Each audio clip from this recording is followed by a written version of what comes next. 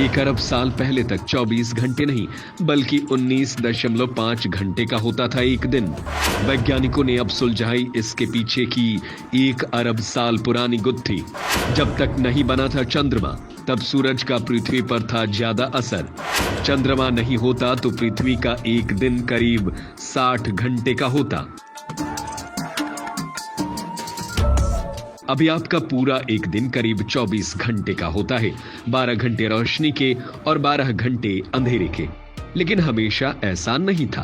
पृथ्वी का एक दिन सिर्फ 19.5 घंटे का ही होता था।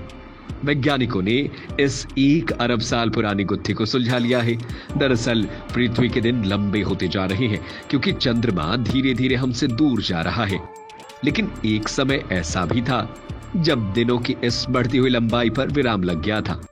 लगभग 2 अरब साल पहले से लेकर 60 करोड़ साल पहले तक एक दिन कुल 19.5 घंटे का होता था।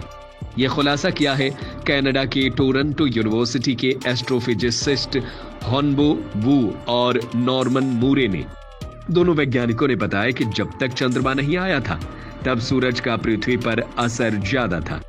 चंद्रमा के बनने के बाद यह कम हुआ और अगर चंद्रमा आज भी नहीं होता तो पृथ्वी का एक दिन करीब 60 घंटे का होता, वो भी क्लाइमेट चेंज की वजह से।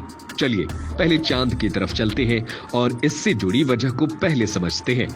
चंद्रमा 450 करोड़ साल पहले बना था। धरती का एक दिन उसकी दूरी पर घूमने की गति से तय होता है। भूगर्भीय रिकॉर्ड्स बताते हैं कि दिन का समय धीरे धीरे बढ़ा है।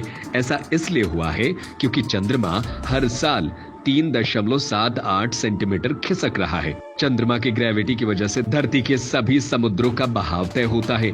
चंद्रमा के खिंचाव की वजह से धरती के घूमने की गति धीमी होती है। ये ठीक वैसा ही है जैसे तेजी से घूमती कोई स्केटर अपनी गति को कम करने के लिए अपनी बाहें फैलाती है। चंद्रमा हर दिन करीब 1.7 मिली सेकेंड्स की कमी धरती के घुमाव में लाता है।